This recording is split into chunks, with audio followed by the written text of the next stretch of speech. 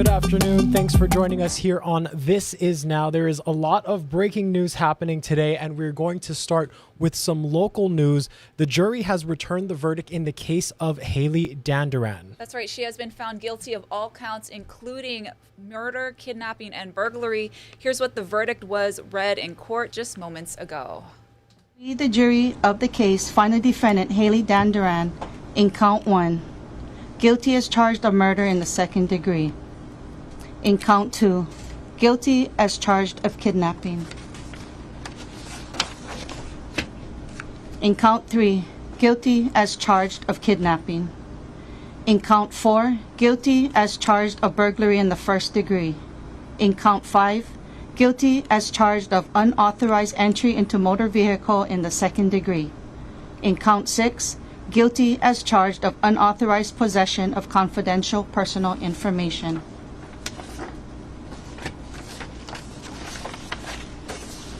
Special Interrogatory 1. If and only if you find the defendant, Hailey Dandurand, guilty of kidnapping in count 2, you must answer the following questions. 1. Has the prosecution proven beyond a reasonable doubt that prior to trial the defendant did not release Thelma Boinville voluntarily? Yes. 2. Has the prosecution proven beyond a reasonable doubt that prior to trial the defendant did not release Thelma Boinville alive and not suffering from serious or substantial bodily injury? Yes. 3. Has the prosecution proven beyond a reasonable doubt that prior to trial the defendant did not release Thelma Boinville in a safe place? Yes. And once again, that was the verdict read by the jury there a short time ago. This news actually coming in just minutes ago to our newsroom. Once again, Hailey Dandurand is the second person who was charged in the 2017 killing of Thelma Boinville at a Pupukea home on Oahu's North Shore. Her defense alleges that her then boyfriend, Stephen Brown, was mainly responsible for killing Boinville in a gruesome scene. So she faced her own charges in a separate trial. And as you heard there, the jury has found her guilty on all counts. And of course, we will have more details on this coming up in later editions of Hawaii News Now. Now to some national breaking news just into our newsroom. Former President Donald Trump has been indicted on 4 counts tied to his efforts to undermine the 2020 election, including conspiracy to defraud the United States. Now, the indictment follows a long-running federal investigation into schemes by Mr. Trump and his allies to subvert the peaceful transfer of power, culminating in the January 6th insurrection. Now, this case was brought against Trump as he seeks to reclaim the White House in 2024. Despite his legal troubles, he's still the front runner in the GOP presidential race. There is definitely a lot of news going on today. We are working to update our website to reflect all of this new information, and be sure to check your HNN mobile app for the very latest. For now, let's go ahead and give you a look at some other top stories around Hawaii.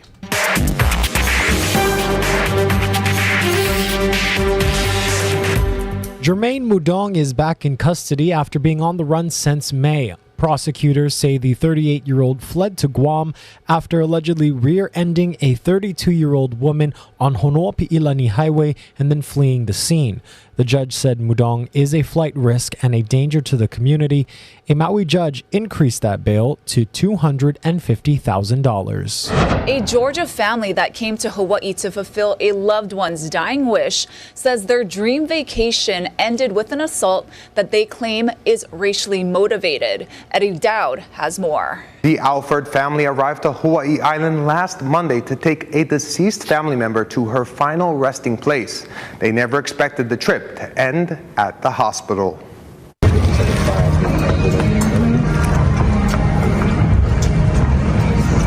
This is what brought the Alfords of Atlanta to Hawaii, a ceremony to scatter the ashes of the family matriarch who visited Kona nearly every year. It took us out about a mile and let us do a whole ceremony with flowers and the ashes. But the heartfelt trip ended with a trip to the hospital. Sean Alford says early Sunday morning, his 19-year-old son returned from a night in Kona Town to find a group of males outside King Kamehameha's Kona Beach Hotel, where the family was staying. After a couple of minutes, They said, hey, let's go to your room. And he's like, no, we're not going to my room. Well, then he said it got awkward. They took his shirt, his shoes, his phone, and his wallet. Alford says they took his son's key card, but he found a way into the hotel and woke his parents. He said I was robbed.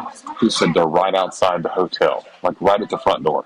Alford says he and his wife, his son, and his friend went outside, found the group, and tried talking to them, but they turned hostile. Anywhere between 8 to 10 guys just literally beat the crap out of me. The whole time I was down, they kept telling me, get up, white boy, get up, white boy. They were yelling at my son, what are you going to do, white boy? I thought I was going to die. The whole time, Alfred's wife was on the phone with 911. There's an issue in the area of Cradle up here. Security is currently with a patient. Possibly assaulted, has injuries. When I walked in the lobby, they had cameras everywhere. I mean, I was covered in blood. My shirt was up, everything. He was absolutely targeted. The Visitor Aloha Society of Hawaii says racial incidents are not rare. It's helped dozens of visitors over the years who suffered assaults, harassment, or vandalization. People get beat up or assaulted, and in many cases, it's because they are fair-skinned and they are visitors, and there's a word that they use for that is racist. It makes me sad because I don't want people on the mainland or around the world to think that people here in Hawaii attack people because we're racist and we're violent. We're not anything like that. This is opposite of aloha. Now, the Alfords are on their way back to Atlanta. The hotel and Hawaii County Police have yet to respond to our request for comments. Eddie Dowd, Hawaii News Now. Authorities are seeking the public's help in identifying the suspect involved in a theft at an Oahu music shop back in June. The incident happened on June 8th at around 12:30 p.m. Officials say a man allegedly stole a Bose speaker from Guitar Center at the Pearl Highlands Shopping Center. In a video released by HPD, the man appears to be carrying a large box. He is seen wearing Pit Viper-like sunglasses along with a black hat, gray shirt, and dark beach shorts.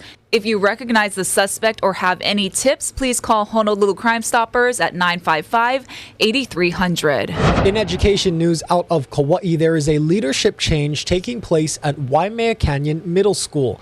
DOE officials say former principal Melissa Speechens has moved to a new role with schools on the east side of the island. The announcement came just hours after a rally on Monday involving parents, students, and teachers, all calling for her removal from administration. They claim Principal Speechens failed to properly deal with bullying, school safety concerns, and other quality of education complaints. Whatever the issue was, we kept hearing the same stories, that she just refused to work with people in the community. She refused to work with the parents.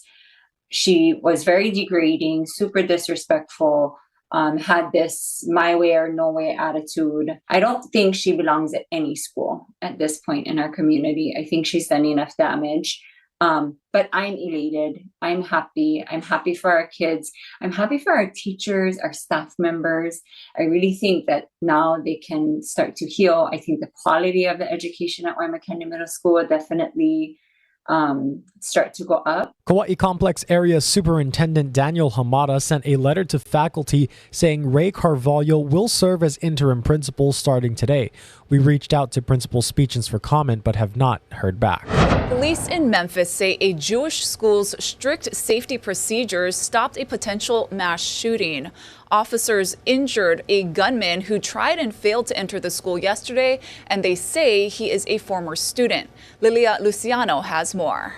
It's a shocking and sadly all too familiar scene. On a property armed with a gun. A gunman on a school campus. But thankfully, the suspect never made it inside the Margolian Hebrew Academy in Memphis on Monday. Officials credited the school's stringent security measures with preventing a mass shooting. We cannot thank the people from Hebrew Academy enough for their vigilance. Thankfully, that school had a great safety procedure and process in place. and avoided anyone being harmed or injured at that scene. With no way in, investigators say the suspect fired several shots outside of the building before driving off. Normally, about 160 students from pre-K to 12th grade roamed the halls of the school, but no students or staff members were harmed. The school provided police with this photo of the suspect and a description of his vehicle. Investigators say officers then quickly caught up with him and pulled him over. He immediately emerged out of the vehicle with the gun in his hand, and that resulted in an officer discharging his duty weapon.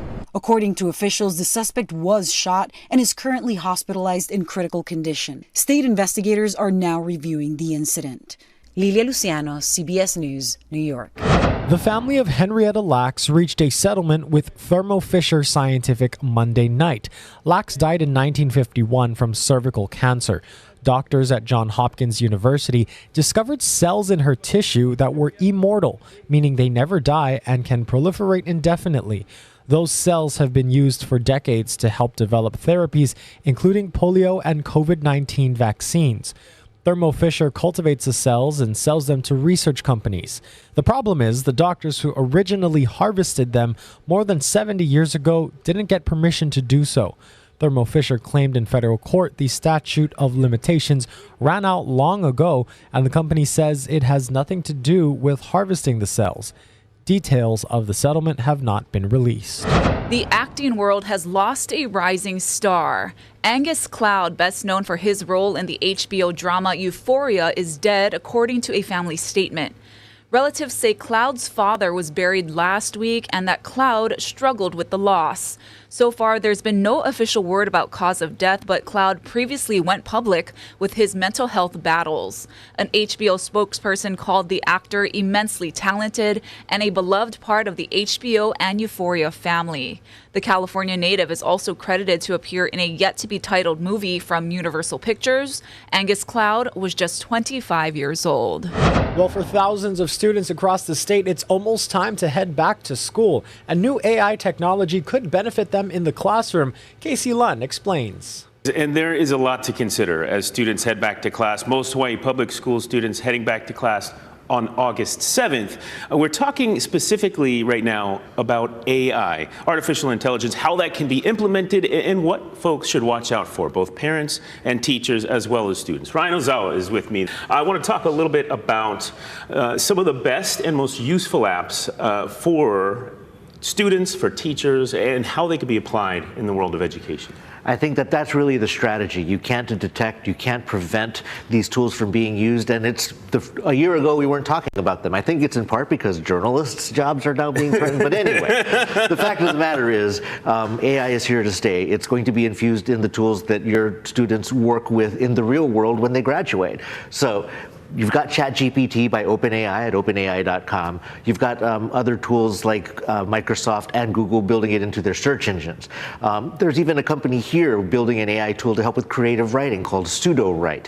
So I think these are all excellent tools to explore. Teachers should be comfortable with them as well as students. And as we see those start to roll out and be implemented in the classroom or used by students and teachers, what should we all be kind of thinking about in the back of our mind, especially when you mention that there is no app on the way in the near future that can detect if somebody's cheating on math or an essay? What should teachers and parents be looking for and kind of keep in the back of their mind? How to use these tools ethically, how to be good people, good students, disclose that you're using them, check their work. They do hallucinate, they completely make up facts. So don't turn in an article or don't turn in an essay that says that George Washington was the 10th president of the United States. I really think that you can, as a teacher, you can judge how well your students create prompts for AI tools and judge them on that they crafted it well, that they made the right request. So I would recommend that. And it's kind of exciting, too, because there are endless possibilities if it's used responsibly, right? Totally. And if you struggle with writing, and many of us do, to demonstrate mastery of a student, you might ask them to give a presentation to be able to ask questions. But if writing is important, now they have access to these tools the same way that if they struggle with math, they can use a calculator. I say embrace it. A reminder, we have a full week of back-to-school coverage right here on Sunrise. It continues tomorrow with pedestrian safety, keeping kids safe on their way to school. In studio, I'm Casey Lunn. For now, we'll send things back to you. Now to a dive in the Pacific where scientists are studying parts of the deep sea that have never been explored before. Emily Cristobal has the story. Nearly 1,000 nautical miles southwest of Hawaii, a NOAA team of scientists is mapping the deep sea and making groundbreaking discoveries. What is that? I've never seen anything like that. And it has that jet propulsion characteristic of a jellyfish. I mean, that is a jelly. Exploring waters deep below the surface of the Pacific Ocean, a team of 31 scientists with NOAA's Ocean Exploration Cooperative Institute is making discoveries just like these. From their research ship stationed in the Pacific remote islands, researchers are able to see the world underwater by remotely controlling 2 highly equipped robots. It's just arrayed with lights and sensors, and it's got 2 robotic arms that allow us to pick up samples and stuff like that. It's got a whole host of different water tanks and baskets for us to bring samples back. Brian Kennedy is one of the lead scientists of this expedition and says they even found organisms they thought had been extinct. One of my favorite organisms is the stalked crinoid, that are these big, beautiful, flower-looking animals, but they grow on this long stalk called sea lilies, and that's really what they look like a lot of times. And these were thought extinct. We thought these were a relic of pre-dinosaur times, and now we find that they're one of the most common organisms in the deep sea. But while this area is home to some of the most pristine waters in the world, it's already facing numerous threats. Even in the deep sea, miles underwater, there are the effects of climate change. It's getting warmer. It's getting more acidic. There's derelict fishing gear and there's litter out there. We're finding microplastics still in the deep sea. And that's why this exploration was launched, to not only survey uncharted territory, but understand what policies and actions are needed to protect the area for generations to come. So we're going to have to take really dramatic action, and that's going to involve a little bit of everything from using less to using more wisely, and probably even recapturing some of the carbon we've emitted. Now, while their most recent expedition has finished, the scientists say their work has just begun, as they now sift through the hundreds of hours of footage. You can watch more of this amazing video in the latest episode of the Repairing Earth podcast, which you can view now by scanning the QR code below. This is Emily Cristobal for Hawaii News Now. And it's official for all Zippys lovers. Heads up, you can now make your next stop in Las Vegas. That's right, the chain announced their official opening date for their Las Vegas location. It's happening on October 10th. The restaurant is located at 7095 Badura Avenue and will mark the first Zippys location outside of Hawaii. The long-awaited grand opening comes after supply chain issues previously slowed down their progress toward opening. This long-awaited milestone comes after supply chain issues previously delayed their opening, but they are now set October 10th at 10:10 a.m. Meanwhile, they're also looking for new team members to apply for one of their open jobs, including management or kitchen staff. Head to our website for details. Let's go ahead and give you a live look outside through the eyes of our traffic cameras. This is Kalanianaole and Westhine Drive taking you out to East Oahu today. It's a lovely day. Let's go ahead and check out what's in store for our island weather with Guy Hagi.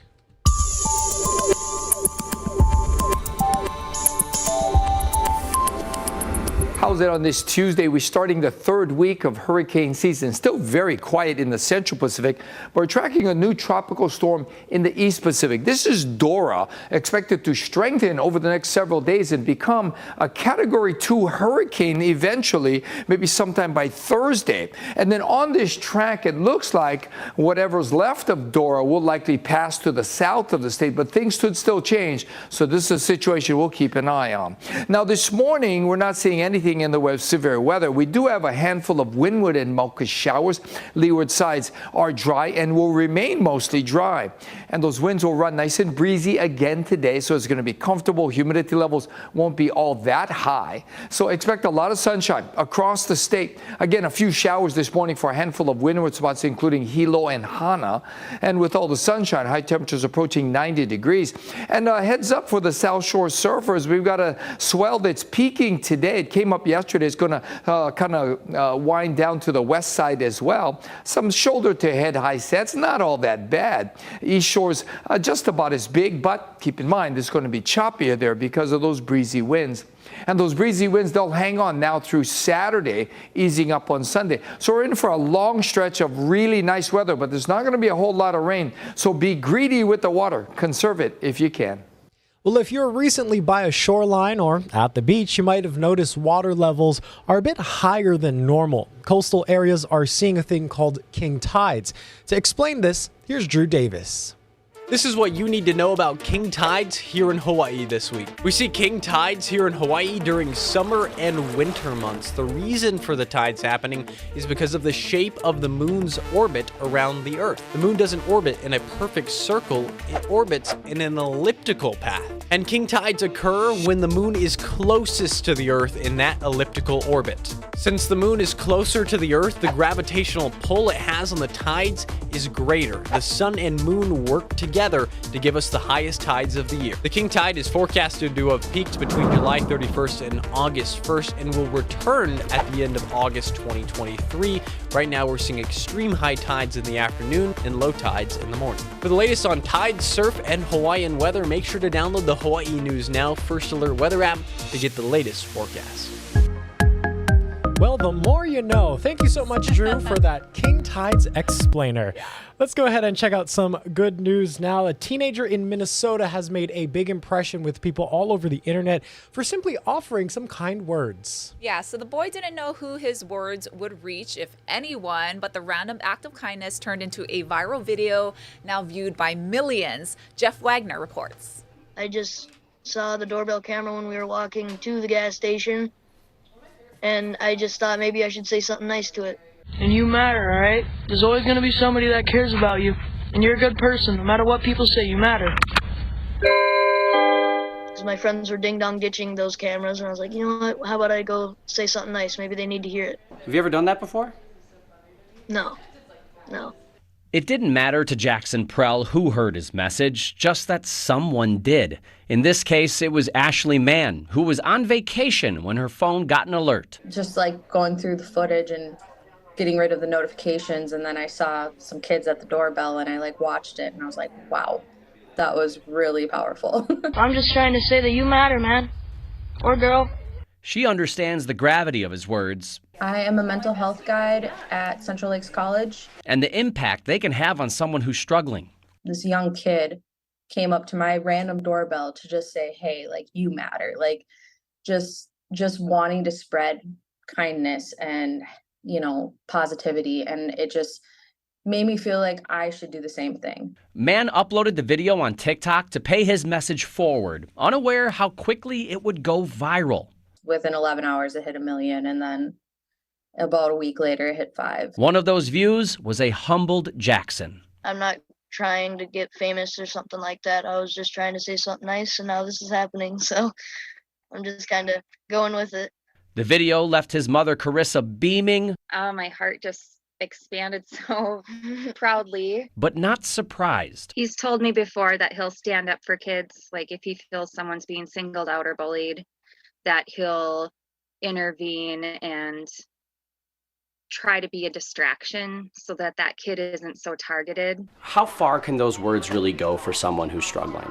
I mean, it goes a long ways. And just reading the comments of some people were like, hey, my girlfriend broke up with me today. I really needed to hear this. Someone What mentioning a lovely story. Thank you all so much for watching This Is Now.